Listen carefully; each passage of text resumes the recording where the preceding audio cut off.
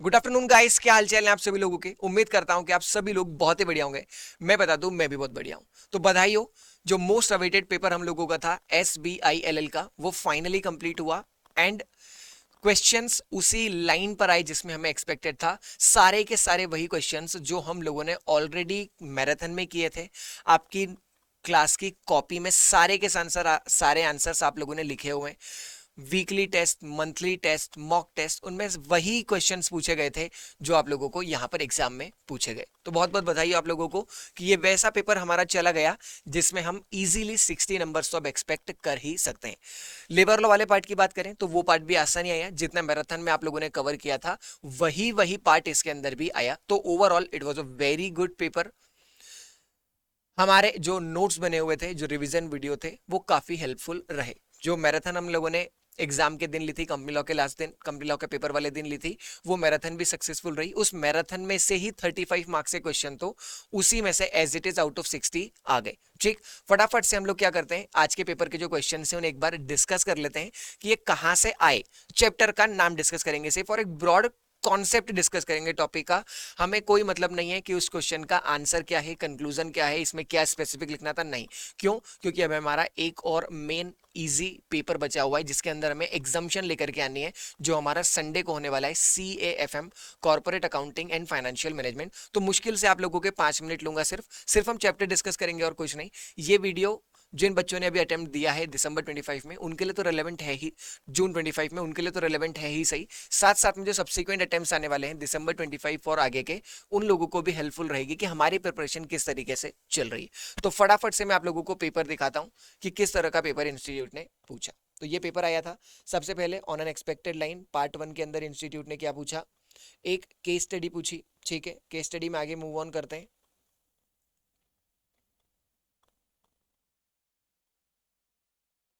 ठीक है, case study में आगे मूव ऑन करते हैं पार्ट 1 के अंदर। तो पार्ट 1 के सर नीचे आते हैं, क्वेश्चन पढ़ते हैं। क्वेश्चन बोल रहे हैं, what exemptions are granted to noble work foundation under the companies act 2013। Sir ये आप जब केस स्टडी पढ़ेंगे तो आपको पता चलेगा, नोबल वर्क फाउंडेशन एक सेक्शन 8 कंपनी है। और सेक्शन 8 कंपनी को क्या क्या एग्जाम्पशन मिलते हैं? सर ये ऑलरेडी हम लोगों ने इंपॉर्टेंट मार्क किया था और चैप्टर नंबर 12 में आया था। मतलब जितनी बार आपने चैप्टर 12 पढ़ा होगा क्लास में, weekly test, monthly test, revision video, quick revision video और मैराथन, इन सभी में इस चैप्टर नंबर 12 के क्वेश्चन को इंपॉर्टेंट मार्क किया था। क्यों? क्योंकि ये बहुत प्रबल दावेदार होता है एग्जाम में आने के लिए। और देखियो, सबसे पहले स्वागत एग्जाम में हॉल में आपका इसी ने किया। ठीक, सेकंड, क्या परमिसेबल सोर्सेस हैं अगर नोबल वर्क फाउंडेशन को फंड्स रेज करना है?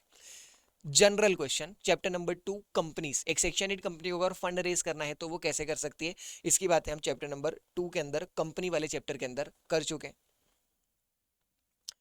Procedure for Amit to become a director of noble work foundation. Noble work foundation एक सेक्शन 8 कंपनी है, उसके अंदर डायरेक्टर बनना है किसको? अमित को। और अमित एक फॉरेन नेशनल है। आप जब केस स्टडी पढ़ेंगे तो आपको पता चलेगा कि फॉरेन जो अमित है वो जर्मनी का सिटीजन है। उसे इंडिया की सेक्शन 8 कंपनी में डायरेक्टर बनना है तो कैसे बने? Chapter number 2 again corporate entities, companies. साथ ही साथ यहाँ पे आप लोगों का कंपनी लॉ वाले पेपर का ज्ञान भी काम में आता है। डायरेक्टर चैप्टर जो आप लोग पढ़ते हैं वहां से भी कुछ पोर्शन हमें बोरो करके लाना पड़ेगा। ठीक है सर। कौन से अप्रूवल और कंप्लाइंसेस लगेंगे अगर नोबल वर्क फाउंडेशन को अपना ब्रांच ऑफिस जर्मनी में ओपन करना है तो? ध्यान रखें, यहाँ पे हम ब्रांच ऑफिस कोई फॉरेन की कंपनी इंडिया में नहीं कर रही है। इंडिया की एक सेक्शन 8 कंपनी ब्रांच ऑफिस खोलना चाहती है कहाँ पे? जर्मनी में। इससे रिलेटेड कॉन्सेप्ट्स हम लोगों ने सर चैप्टर नंबर 10 और chapter number 11, that is setting up वो बिजनेस आउटसाइड इंडिया, उन दोनों चैप्टर से इस क्वेश्चन को बनाना था। ऐसा कोई डायरेक्ट क्वेश्चन हमने पहले कभी किया नहीं, पर उन दो चैप्टर्स के कॉन्सेप्ट से मिलकर के ये वाला आंसर बनता है। ठीक है, क्या प्रोसीजर है अगर नोबल वर्क फाउंडेशन को प्राइवेट लिमिटेड कंपनी में कन्वर्ट होना हो? मतलब एक सेक्शन 8 कंपनी को प्राइवेट लिमिटेड कंपनी में कन्वर्ट हो रहा हो। आपको याद आ रहा होगा कंपनी लॉ वाले पेपर के दिन जब मैराथन हमने लास्ट में लिया था तो मैं आपको बताया भी था कि चैप्टर नंबर 6 में से अभी तक इंस्टीट्यूट ने कन्वर्जन का क्वेश्चन आज तक नहीं पूछा है। पोस्ट कन्वर्जन रिक्वायरमेंट पूछिए और एक बार LLP की कंडीशन पूछिए, कन्वर्जन की रिक्वायरमेंट आज तक नहीं पूछी थी, काफी अवेटेड थी। तो इस बार इंस्टीट्यूट ने हमें सेटिस्फाई किया और एक नहीं, दो क्वेश्चन पूछे हैं कन्वर्जन की प्रोसेस के। कितने पूछे हैं? टोटल दो क्वेश्चन कन्वर्जन की प्रोसेस के इंस्टीट्यूट ने पूछे। तो चैप्टर नंबर 6 बिल्कुल इजी क्वेश्चन हम लोगों ने डिस्कस किया था कि सेक्शन 8 कंपनी कैसे एक प्राइवेट कंपनी में कन्वर्ट हो सकती है। ठीक है, क्वेश्चन नंबर 2 ए और बी दो पार्टनर्स हैं। बी की हेल्थ जो है वो डिक्लाइन हो रही है, खराब हो रही है। तो उसने बोला है कि मैं अपने जो बेटे हैं, अपना बेटा जो है उसको माइनर, जो माइनर भी है अभी उसको पार्टनर बनाना चाहते हैं, क्या उसको पार्टनर बना सकते हैं? तो हम लोगों ने पढ़ा हुआ है कि माइनर आप जो है चाहे वो माइनर को फुल पार्टनर नहीं बना सकते हैं। और कितने समय में माइनर को ये डिसीजन लेना पड़ेगा कि उसे फुल पार्टनर बनना है या नहीं। Chapter number 7 non corporate entities के अंदर पार्टनरशिप में हम लोगों ने पढ़ा हुआ है कि माइनर फुल पार्टनर नहीं बन सकता, बेनिफिट्स के लिए आपको उसे एक्सेप्ट करना हो तो आप उसे एक्सेप्ट कर सकते हैं। Chapter number 7। एवा नाम की एक मैडम है जो केक और पेस्ट्री का बिजनेस चलाती है, जिनका एनुअल टर्नओवर कितना है 20 लाख रुपीस का। वो पूछ रही है कि क्या उन्हें एफएसएसएआई का लाइसेंस लेना पड़ेगा, और अगर हाँ तो कौन सा वाला लाइसेंस। हमने बोला हाँ लाइसेंस तो लेना पड़ेगा, चैप्टर नंबर 13 के अंदर हमने इससे रिलेटेड बात करी है। और फूड सेफ्टी का जो स्टेट वाला लाइसेंस हो वो आपको लेना पड़ेगा, ठीक है। टेलीकॉम ग्लोबल लिमिटेड नाम की एक यूके बेस्ड कंपनी है जिसने अपना project office Andaman and Nicobar island में सेटअप किया है, और टेलीकम्युनिकेशन सेक्टर का उन लोगों को काम करना है। जो सीईओ है वो आपसे पूछ रहे हैं कि क्या हमें रिजर्व बैंक ऑफ इंडिया से प्रायर अप्रूवल लेनी पड़ेगी क्या इंडिया में इन्वेस्टमेंट करने से पहले या इंडिया में प्रोजेक्ट ऑफिस खोलने से पहले। हमने बोला चैप्टर नंबर 10 हम लोग पढ़ते हैं, उसके अंदर हम पढ़ते हैं कि 2 रूट होते हैं इंडिया में आने के, एक ऑटोमेटिक रूट और अप्रूवल रूट। तो ऑटोमेटिक रूट में कोई अप्रूवल नहीं लगती, अप्रूवल रूट में आपको आरबीआई से परमिशन लेनी पड़ती है। 100% एफडीआई जहां अलाउड हो वहां पे परमिशन लेने की जरूरत नहीं। ऐसा कर करके कुछ हम लोगों ने बात करी थी, कहा चैप्टर नंबर 10 के अंदर, इसको हम ऑलरेडी डिटेल में डिस्कस कर चुके हैं। ठीक है सर, आगे बढ़ते हैं। एबीसी हाउसिंग फाइनेंस कंपनी है जिसके नेट ओन फंड कितने हैं 18 करोड़ रुपए। वो बोल रहे हैं कि बताओ कितने minimum net own fund required होते हैं हाउसिंग फाइनेंस कंपनी के रजिस्ट्रेशन के लिए। हमने बोला सर 20 करोड़, इनके कितने हैं 18। ठीक है, तो हम लिख देंगे कि करेक्ट आंसर क्या है 20। क्या कंपनी एग्जाम्पशन ले सकती है नेशनल हाउसिंग बैंक से? क्या नेशनल हाउसिंग बैंक जो है वो एबीसी हाउसिंग फाइनेंस लिमिटेड को एग्जाम्प्ट कर सकती है क्या? पता नहीं। Chapter number 8 financial service organisation के अंदर ढूंढेंगे तो इसका आंसर मिलेगा, पर आज नहीं ढूंढना है। आंसर कब ढूंढेंगे? 8 तारीख को सीएएफएम का पेपर देने के बाद। उसके बाद आप लोगों की वैसे भी इच्छा ही खत्म हो जानी है आंसर ढूंढने की, इसीलिए आज ना ढूंढे, बाद में ढूंढेंगे। फिर एक क्वेश्चन आया कि ग्रुप ऑफ एम्प्लॉइज हैं दिल्ली के अंदर, उन्होंने फंड्स जो है वो इकट्ठे किए, पूल किए, और बोल रहे हैं कि एक हाउसिंग सोसाइटी बनाएंगे। कुछ लोग बोल रहे हैं कि हाउसिंग सोसाइटी को रजिस्टर करें, और कुछ लोग मना कर रहे हैं। क्यों? क्योंकि उसमें बहुत सारे लीगल फाइनेंशियल रिक्वायरमेंट्स होती है। वो आपसे पूछ रहे हैं कि क्या कंसिक्वेंसेस होंगे अगर सोसाइटी को रजिस्टर नहीं करवाया तो। हमने बोला चैप्टर नंबर 7 सोसाइटी के नॉन रजिस्ट्रेशन के कंसिक्वेंसेस हम लोगों ने चैप्टर नंबर 7 में पढ़ा हुआ है। सारे के सारे वही क्वेश्चन हैं जिनके आंसर्स आप लोगों की कॉपी में आप लोगों ने खुद लिखे हैं, हमने क्लास में हैंड रिटन नोट जो बनाए थे उसमें लिखे हुए हैं। ठीक है, क्वेश्चन नंबर 3। लो भाई, दिवाकर और रैना मिलकर के एक एलएलपी बनाना चाहते हैं। आपसे पूछ रहे हैं कि एलएलपी एग्रीमेंट का कंटेंट क्या होगा। इससे आसान क्वेश्चन आ नहीं सकता। इंस्टीट्यूट आपसे भी बोलता ना कि पेपर बना के दो, तो आप भी इतना आसान क्वेश्चन एग्जाम में नहीं डालते जितना उन्होंने खुद से पूछ लिया। ठीक है, एसपीएम लिमिटेड और बीआरबी लिमिटेड नाम की 2 कंपनीज हैं, दोनों मिलकर के एक नई कंपनी बनाना चाहती है, और बोल रही है कि शेयर होल्डर एग्रीमेंट जब हम लोग बनाएंगे तो उसमें किस बात का ध्यान हमें रखना है। हमने बोला शेयर होल्डर एग्रीमेंट हो या जॉइंट वेंचर का एग्रीमेंट हो, सारी बातें चैप्टर नंबर 9 के अंदर हमने पढ़ी है कि शेयर होल्डर के एग्रीमेंट के अंदर क्या क्या बातें लिखी होती है। आप लोगों की कॉपी में लिखा हुआ है, इवन वीकली टेस्ट में मैंने क्वेश्चन भी पूछा हुआ है। रमन लाल प्रमोटर है एक ओपीसी का, और ओपीसी एक टेंडर में एप्लीकेशन करना चाहती है गवर्नमेंट के, पर वहां की रिक्वायरमेंट है कि सिर्फ प्राइवेट लिमिटेड कंपनी या पब्लिक लिमिटेड कंपनी ही टेंडर में पार्टिसिपेट कर सकती है। तो अब रमन लाल जो है वो अपनी ओपीसी को प्राइवेट लिमिटेड कंपनी में कन्वर्ट करना चाहता है, क्या कर सकते हैं? हमने बोला हाँ कन्वर्ट कर लो, कोई दिक्कत नहीं। क्या स्टेप्स इन्वॉल्व है? हमने बोला चैप्टर नंबर 6 के अंदर हम पढ़ के आए हैं कि क्या क्या कन्वर्जन की स्टेप होती है, और चैप्टर नंबर 6 से 2 क्वेश्चन आए और दोनों कन्वर्जन के आए। हमें पता था कि चैप्टर नंबर 6 से इस बार कन्वर्जन का क्वेश्चन आने के चांसेस बहुत ज्यादा है। ठीक, मूनलाइट आईएनसी नाम की एक कंपनी है यूएसए की, जिसका ब्रांच ऑफिस कहाँ पे? सूरत, इंडिया में। वो बोल रहे हैं कि अगर हमारे ब्रांच ऑफिस इंडिया से बाहर, हमें हमारा जो ब्रांच ऑफिस इंडिया में ऑपरेट कर रहा है उसे हमें बंद करना है। तो क्या प्रोसीजर है अगर ब्रांच ऑफिस को बंद करना हो? तो लो भाई, ये तो बहुत ज्यादा इंपॉर्टेंट क्वेश्चन था। बहुत हाईली चांसेस रहते हैं इसके, बहुत हाई चांसेस रहते हैं कि ये तो किसी भी दिन एग्जाम में उठ करके आ जाए। और देखो आ गया कि ब्रांच ऑफिस कैसे क्लोज करते हैं। लाओ बताओ, बता देंगे, बिल्कुल सिंपल। आप लोगों ने कम से कम मेरे हिसाब से आज एग्जाम में जाने से पहले इसका आंसर 10 बार पढ़ा होगा। इतने अलग अलग सोर्सेस से हम ऑलरेडी इसको पढ़ चुके हैं। वीआरएस फाइनेंस लिमिटेड नाम की एक कंपनी है, नॉन बैंकिंग फाइनेंशियल कंपनी है, जो अब ऑपरेट नहीं कर रही है। तो आरबीआई ने उसका लाइसेंस जो है वो कैंसिल कर दिया, रिवोक कर दिया। पूछ रहे हैं कि क्या आरबीआई का डिसीजन वैलिड है? हमने बोला हाँ वैलिड है। Chapter number 8 financial service organisation के अंदर हमने ये बातें पढ़ी हुई है। फिर क्वेश्चन नंबर 4A, अब जो क्वेश्चन आ रहा है 4 या 4A में से हमें एक अटेम्प्ट करना था, दोनों नहीं करने थे। क्या एलिजिबिलिटी क्राइटेरिया है स्टार्टअप्स के लिए अगर उन्हें एंजल टैक्स एग्जामिशन लेना है तो? कहां पढ़ा? चैप्टर नंबर 4 स्टार्टअप वाले चैप्टर के अंदर। क्या नेम रिजर्वेशन, क्या नेम के रेस्ट्रिक्शंस निधि लिमिटेड वाले अभी निधि अमेंडमेंट रूल में इंट्रोड्यूस किए हैं आरबीआई ने? चैप्टर नंबर एमसीए ने, मिनिस्ट्री ऑफ कॉर्पोरेट अफेयर्स ने chapter number 2 corporate entities companies के अंदर पढ़ा है हम लोगों ने। क्या मेन एडवांटेज है स्पेशल पर्पस व्हीकल को यूज करने का? Chapter number 9। बोल कितने आसान आसान से क्वेश्चन है, सारे क्वेश्चंस हम लोगों ने इवन मैराथन में भी कंप्लीट किए थे। क्या ऑब्जेक्टिव है नेशनल SC/ST हब स्कीम का? Chapter number 5। गवर्नमेंट की जो 15 तरह की MSME की स्कीम्स हैं उनमें से एक स्कीम का नाम था national SC/ST hub scheme. Last, क्या इंपॉर्टेंस है पैन अकाउंट को आधार कार्ड से लिंक करने की? पैन नंबर को आधार नंबर से लिंक करने की क्या रिक्वायरमेंट है? हम लोगों ने chapter number 13 various initial registration and licenses के अंदर जहां हमने यूटिलिटी सिग्निफिकेंस ऑफ पैन पढ़े थे, वहीं पे एक टॉपिक दिया हुआ था कि अगर आपको आधार कार्ड को पैन कार्ड से लिंक करने की जरूरत क्यों है और नहीं करोगे तो आपका पैन कैसे इनऑपरेटिव हो जाता है, वो भी हम लोगों ने बात करी थी चैप्टर नंबर 13 के अंदर। क्वेश्चन नंबर 4 आपकी करने की इच्छा नहीं हो तो कोई दिक्कत नहीं है, क्वेश्चन नंबर 4A कर लो। क्वेश्चन नंबर 4A के अंदर उन्होंने क्वेश्चन पूछा, क्या डिफरेंस है startup India seed fund scheme में और credit guarantee scheme for startup के अंदर? Chapter number 4। डायरेक्ट क्वेश्चन परोसा हुआ नहीं था, इसको आपको बनाना पड़ेगा। ऐसे कोई स्ट्रेट फॉरवर्ड दोनों के बीच में डिफरेंस नहीं था। अगर दोनों के मतलब आप पढ़ करके गए हैं तो दोनों को डिफरेंशिएट फिर उसके बाद आप चाहते तो कर लेते, कोई दिक्कत नहीं आती। Is the concept of significant beneficial ownership applicable to LLP? क्या क्राइटेरिया है एसबीओ को आइडेंटिफाई करने के? ये लेटेस्ट अमेंडमेंट था। चैप्टर नंबर 3 एलएलपी के अंदर लेटेस्ट अमेंडमेंट आया था। जैसे कंपनीज के अंदर सिग्निफिकेंट बेनिफिशियल ओनरशिप होती है, वैसे ही एलएलपी में भी एसबीओ का कॉन्सेप्ट जो है वो इंट्रोड्यूस हुआ है। अभी तक हमारे अटेम्प्ट में नहीं हुआ करता था, रीसेंट चेंज जो है इंस्टीट्यूट ने ये डाला है चैप्टर नंबर 3 एलएलपी के अंदर। मान लेता हूं नहीं पढ़ के गए होंगे, कोई दिक्कत नहीं।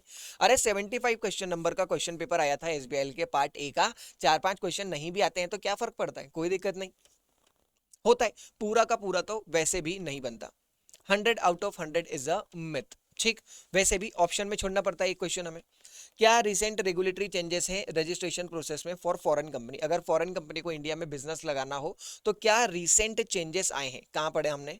Chapter number 2 foreign company, company के अंदर जब फॉरेन कंपनी वाला टॉपिक पढ़ते हैं तो वहां पे। क्या एडवांटेज है मल्टी स्टेट कोऑपरेटिव सोसाइटी बनाने के? चैप्टर नंबर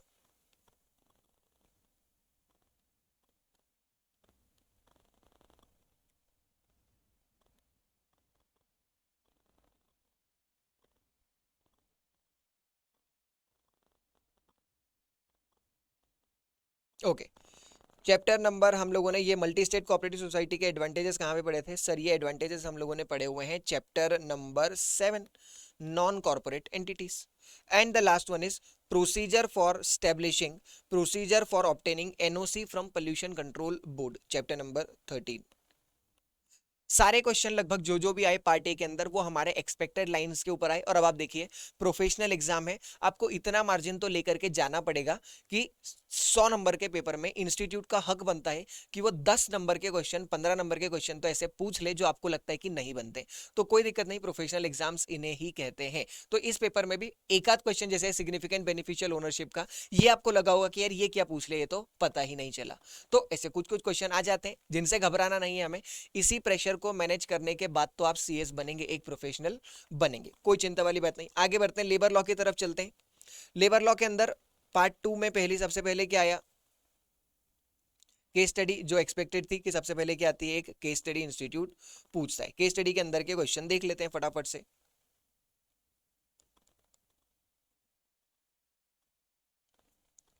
सर क्या प्रिंसिपल्स हैं जो गवर्न करते हैं regularisation of contract labour? Contract labour को आपको कब रेगुलराइज करना पड़ता है और किन कंडीशंस पे कॉन्ट्रैक्ट वर्कर जो है वो रेगुलर एम्प्लॉयमेंट मांग सकते हैं? कहां पढ़ते हैं? चैप्टर नंबर 16 मैराथन में कवर हुआ था।